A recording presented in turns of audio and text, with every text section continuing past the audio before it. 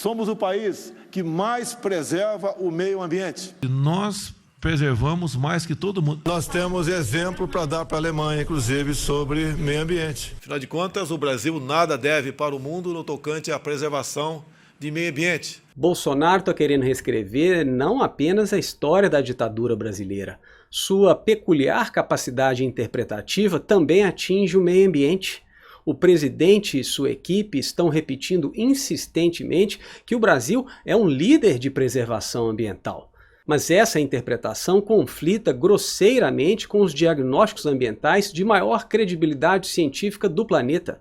No EPI da Universidade de Yale dos Estados Unidos, o Brasil aparece na 69ª posição. No ranking de pegada ecológica, o Brasil, apesar da sua enorme biocapacidade, também aparece muito longe da liderança. A relativização da verdade e os fatos alternativos do governo de Bolsonaro na área ambiental deflagrou um caloroso debate no país envolvendo sociedades científicas, órgãos de controle e monitoramento do território, o Ministério do Meio Ambiente, organizações da sociedade civil.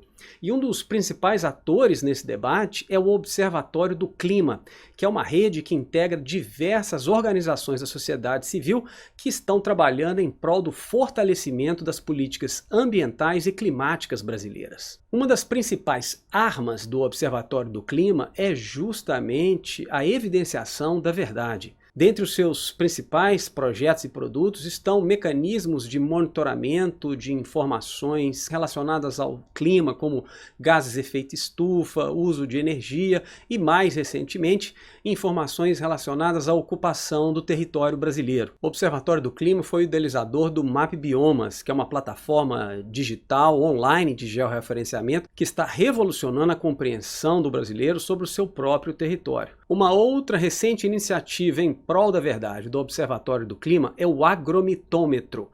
O agromitômetro é uma série de reportagens que verificam as informações ambientais do governo Bolsonaro. O agromitômetro oferece uma espécie de janela para o volume de distorções, exageros, desinformações, sofismas e, para ser justo, eventuais acertos do governo Bolsonaro na área ambiental. Para explorar um pouco mais essa questão do que tem de certo ou errado nas falas de Bolsonaro e de sua equipe, eu tenho o prazer de entrevistar hoje o secretário executivo do Observatório do Clima, Carlos Rittel.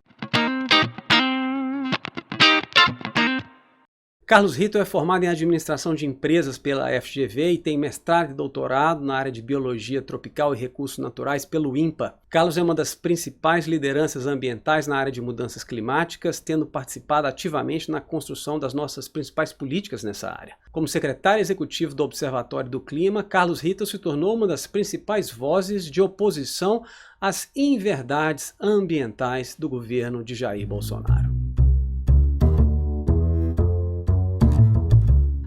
Eu gostaria de começar com uma pergunta de ordem de caráter médico. Como é que está a sua saúde? Tem te feito bem ouvir tantas informações estranhas por parte desse governo? Olha, primeiro, Alberto, muito obrigado pelo convite. Fico feliz dessa conversa de observatório para observatório. É extremamente importante. Acho que o nosso papel é fundamental, em especial em momentos como esse pelo qual a gente passa. Olha, se eu disser que a gente não tem um aumento nos motivos para ficar mais estressado, eu estaria mentindo. Mas, ao mesmo tempo, é parte do trabalho, em especial trabalhando para uma rede que tem o objetivo, então sempre por missão, manter um olhar crítico, fazer análise e recomendações para políticas públicas, desde que nós fomos estabelecidos em 2002, passando pelos governos de Fernando Henrique, Lula, Dilma, Temer e agora Bolsonaro, a gente cumpre o mesmo papel. Pois é, apesar do Observatório do Clima estar mantendo a sua postura, a sua abordagem, o governo mudou. E para quem acompanha a fundo a política ambiental brasileira, parece que a agenda do Observatório do Clima está cada vez mais relevante, porque vocês trabalham diretamente com evidenciação de verdades. Uma coisa que é muito contrastante em relação a esse governo com os governos passados é uma insistente tentativa de convencer a população e a audiência externa que o Brasil é um exemplo de preservação ambiental. Isso tem sido repetido com muita insistência. Qual que é a interpretação de vocês em relação a essa nova narrativa? Por que essa insistência ela não acontecia, não nos governos do PT, desde a década de 90, não tinha essa abordagem, essa interpretação? O que você acha que está acontecendo? O que acontece agora é que o governo foi eleito com uma agenda antiambiental, os ruralistas mais retrógrados, eles conseguiram assegurar a indicação de um ministro que não trabalha em prol do meio ambiente, que é o ministro Ricardo Salles, muito pelo contrário, ele está ali para trabalhar flexibilizando legislação ambiental. Durante a sua gestão, o número de operações de fiscalização ambiental caiu na Amazônia, de janeiro a abril desse ano. Nós fizemos um levantamento via Lei de Acesso à Informação. A queda foi de 70% em relação a janeiro a abril do ano passado no número de operações na Amazônia, 58% no número de operações de fiscalização ambiental em todo o Brasil. Então existe uma agenda em curso. O que mudou foi isso. Mas da onde vem essa interpretação, Carlos Ritter? Porque o atual ministro ele não tem formação na área ambiental. Ele é um novato, a verdade é essa. Ele é um novato com muita autoestima, né? Ele exerce muito bem cargos de confiança, mas ele na área ambiental ele é um novato. E essa interpretação de que o Brasil é um exemplo, você acha que veio do próprio ministro ou veio de outros assessores que já estavam participando do governo Bolsonaro, como por exemplo, eles falam muito aí da influência do Evaristo de Miranda nessa reinterpretação da realidade ambiental brasileira? Então, o Evaristo é uma pessoa que trabalha num departamento ali da Embrapa.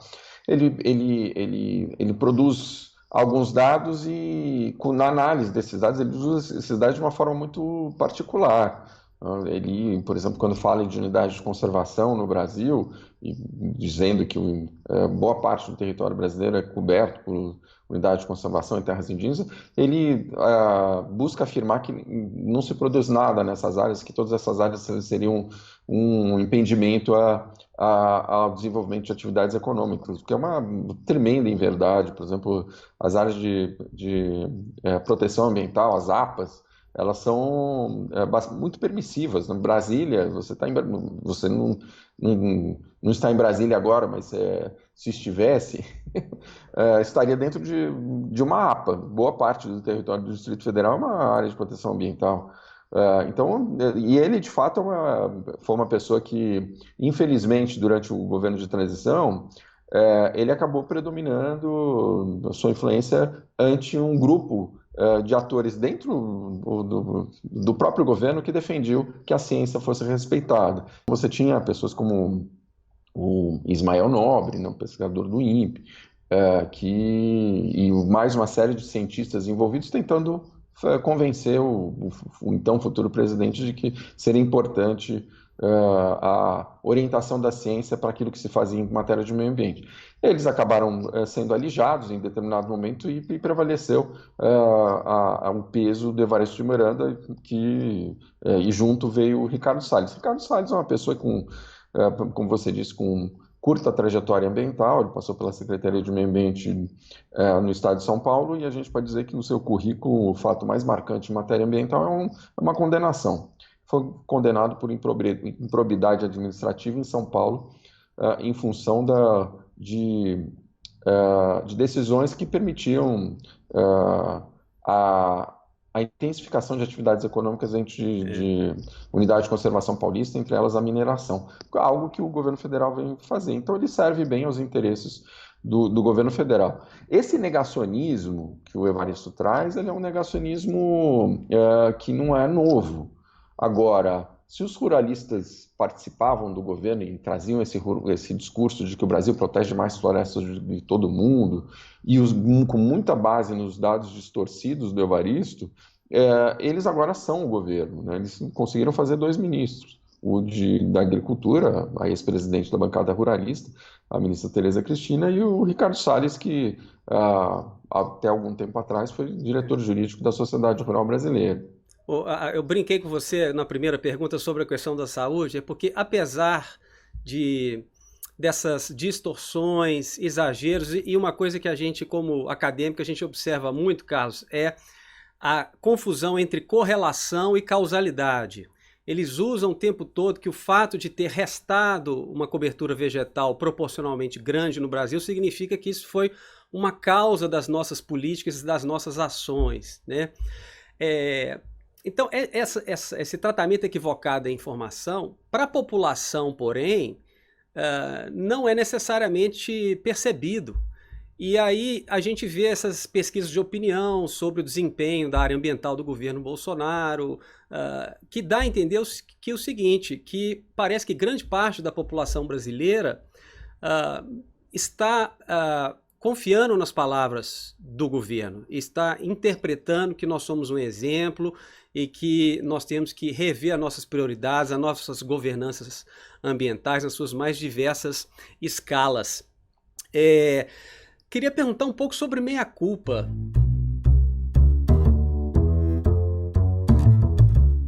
Eu vejo pouco isso por parte dos ex-governantes. A gente teve esse episódio aí forte, né, dos ex-ministros se reunindo para denunciar um desmonte da governança ambiental brasileira.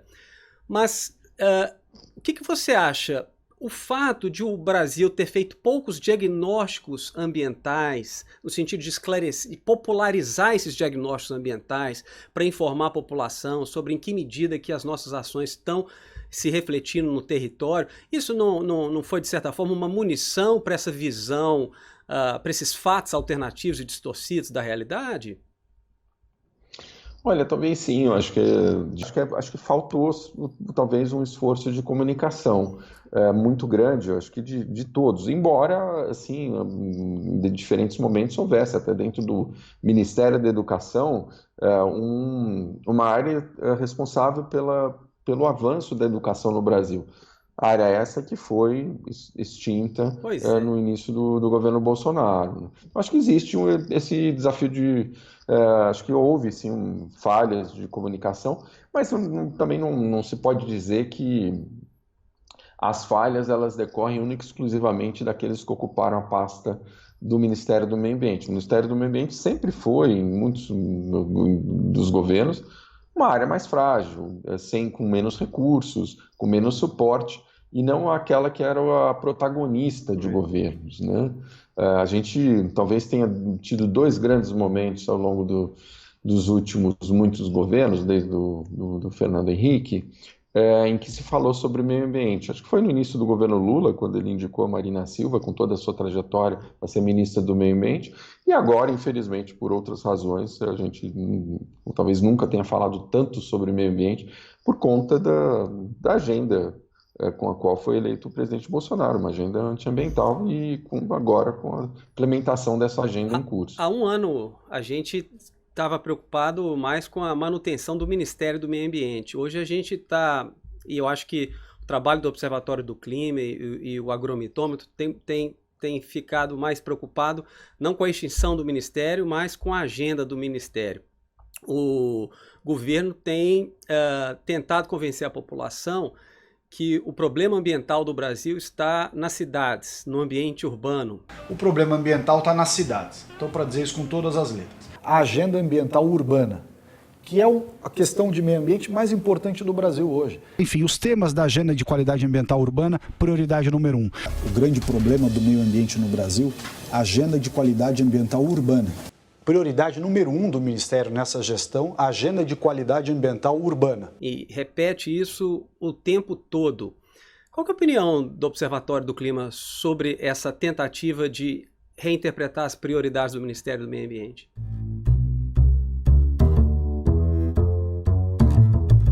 A agenda urbana é um bom exemplo de como é contraditório o discurso entre o discurso e a prática.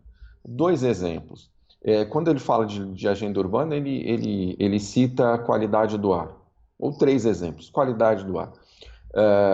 Então, é necessário implementar ações para a melhoria de qualidade do ar nas cidades. A primeira decisão tomada pelo Conselho Nacional do Meio Ambiente, já durante a gestão Bolsonaro e Ricardo Salles, foi relacionada à duração da vida dos catalisadores de motocicletas. Existiu uma discussão que foi conduzida com aportes técnicos científicos demonstrando que motocicletas no Brasil, em média, rodam muito mais do que aquelas em países europeus, em ruas em piores condições. Ou seja, a vida dos catalisadores que evitam que determinados poluentes sejam jogados na atmosfera das motocicletas, ela é mais curta aqui. E por isso a gente deveria ter a exigência de que os catalisadores brasileiros sejam melhores do que em outros países, para que a gente não pague um preço de maior poluição nas cidades. O que ele fez? O Ministério do Meio Ambiente, através da orientação do ministro Ricardo Salles, foi importantíssimo para a aprovação de uma regulação que permite aos fabricantes de motocicletas manterem aquilo que eles bem gostariam que fosse, uma vida curta para os catalisadores de motocicletas. Eles não precisam assegurar que esses catalisadores eles vão funcionar passados 5 anos. Outro, lixo, ele fez até o lançamento em alguns momentos, com alguma pompa de combate ao lixo nas praias, nos oceanos. No mar. O Brasil foi um dos poucos países que se retirou de um acordo internacional para controle do lixo marinho. Recentemente, ao longo desses anos, e depois do lançamento dessa campanha. Então, existe uma distância muito grande entre aquilo que aparece nos discursos e até no site do Ministério do Meio Ambiente e aquilo que está acontecendo na prática. Outro assunto sobre o qual ele volta e meia está falando é o saneamento básico. O Ministério do Meio Ambiente, que hoje, infelizmente, não tem um papel de coordenação mais sobre a política ambiental brasileira, em toda a sua extensão, na interface com outras pastas, não tem nenhuma responsabilidade sobre o saneamento ambiental hoje, porque abriu mão de ser de dar a responsabilidade que tinha sobre a Agência Nacional de Águas, a ANA. Então, essa agenda urbana, embora importantíssima, né, o grau de poluição na cidade, do ar, a contaminação das águas, seja algo gravíssimo, sobre o qual a gente precise realmente tratar. O nível de saneamento básico no Brasil é muito baixo. Nada disso ou está acontecendo, conforme o discurso do ministro, ou está acontecendo porque ele tem a responsabilidade sobre o tema.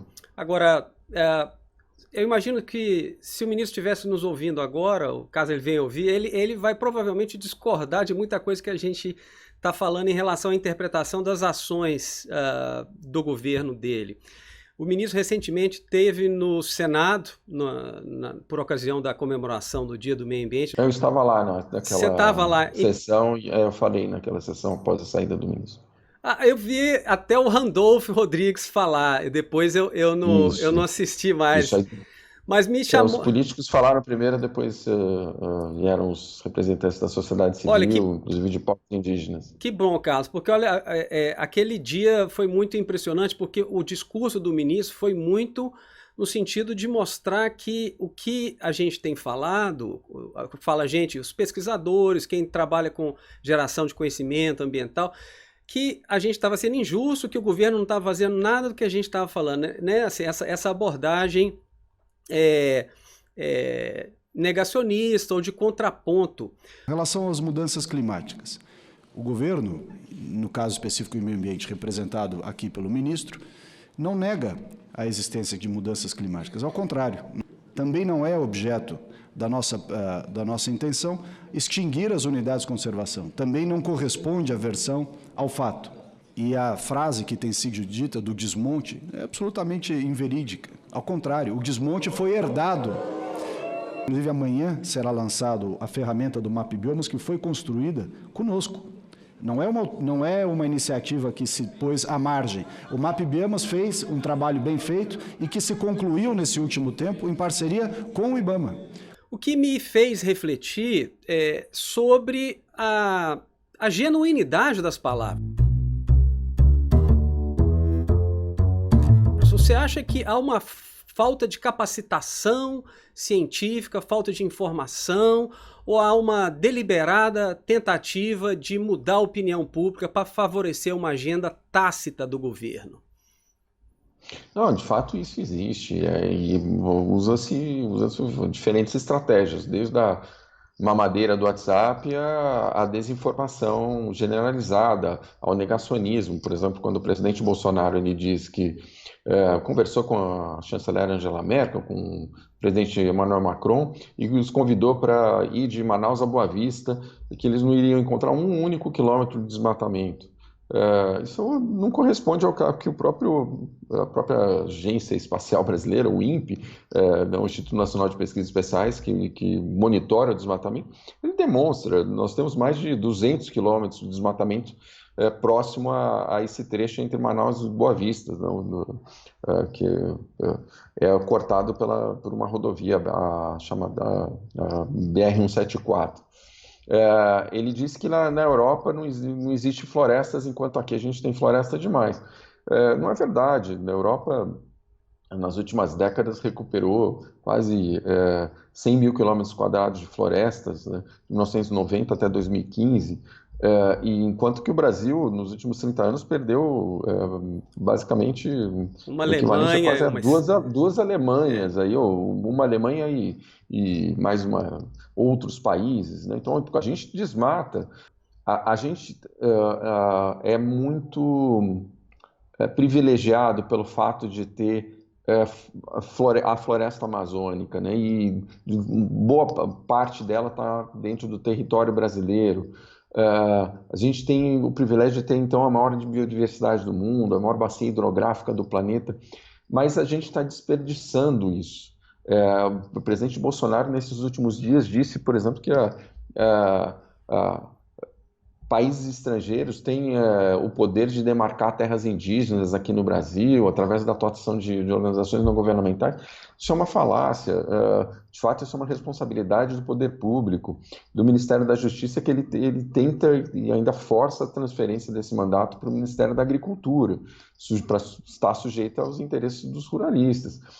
A estratégia por diversos caminhos, essa comunicação. E no discurso do Ricardo Salles, você vai ouvir sempre muitas expressões, não é bem assim, veja bem, ele tentando inverter. Ele coloca tudo que discorda da sua atuação, que o critica, como ideológico. Ele criticou, disse que ele buscou desqualificar os 8 ministros de meio ambiente que assinaram a carta, a declaração, preocupados com a agenda ambiental e críticos à condição da agenda ambiental do governo, desqualificando como se ele tivesse melhores credenciais que os demais. Diz que ninguém nunca fez nada, que só ele passou a fazer. Parece que o meio ambiente nasceu com ele, o ministério nasceu com ele, o que é uma total inverdade, até porque hoje ele não trabalha em prol do meio ambiente. Nessa reunião dos ministros do meio ambiente, o último ex-ministro, ele falou que preparou um material de transição para comunicar para a equipe, mas a equipe do Salles não teve nem o interesse de conhecer o material de transição. E isso que você está falando, né, Carlos, sugere que essa nova equipe do Executivo Federal Ambiental tem uma certa arrogância, que está fechado para aprender. Parece que eles chegaram ao poder com a convicção de que estava todo mundo errado e que agora é a hora de implementar gestão, e fica com essas palavras-chave, né? Gestão, eficiência, e com a premissa de que estava tudo aparelhado, era de esquerda. E uma das coisas que eles insistem o tempo todo é em relação ao papel do terceiro setor e, mais especificamente, das ONGs. Agora você pergunta, eu vou paralisar o Ministério para ficar fazendo discussões e seminários, dando dinheiro para a ONG fazer estudo? É isso que eles querem, que eu fique patrocinando dinheiro para o sujeito viajar de Paris, de Londres para Roma, não sei o quê, para tudo isso com o dinheiro do governo. E o que é legal é liberar a grana à torta e à direito para as ONGs fazerem o que quiserem, e aí com isso você está atendendo a pauta ambientalista, porque ela é sempre correta e politicamente correta. Virou um instrumento de distribuir recurso para a ONG. Nossa, não, isso não está correto. Desde o dia 1, há uma espécie de ataque insistente em relação ao papel das ONGs na governança ambiental brasileira. E mais recentemente isso apareceu no caso do Fundo Amazônia. Qual que é a interpretação que vocês têm em relação a esse ataque? Por que essa implicância com as ONGs na governança ambiental brasileira? Olha, eu diria que nem desde o dia 1, mas desde a campanha, então candidato à presidência Jair Bolsonaro, ele tinha um discurso contra a sociedade civil, contra a participação da sociedade civil, contra a participação de organizações não governamentais, na agenda ambiental do país, assim da mesma forma como ele atacou instituições responsáveis pela agenda ambiental no próprio âmbito do governo federal, e diga-se como exemplo o IBAMA, e assim como também o ICMBio, né?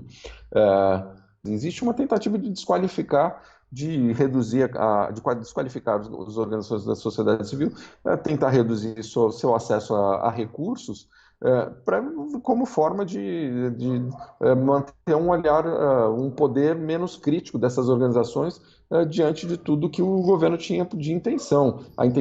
O objetivo é reduzir a capacidade de ação daqueles que vão apontar soluções diferentes desses rumos de agenda de desenvolvimento sem nenhum controle e voltada para aquela que olha para o meio ambiente com um olhar de 50, 60 anos atrás, algo a ser tirado do caminho.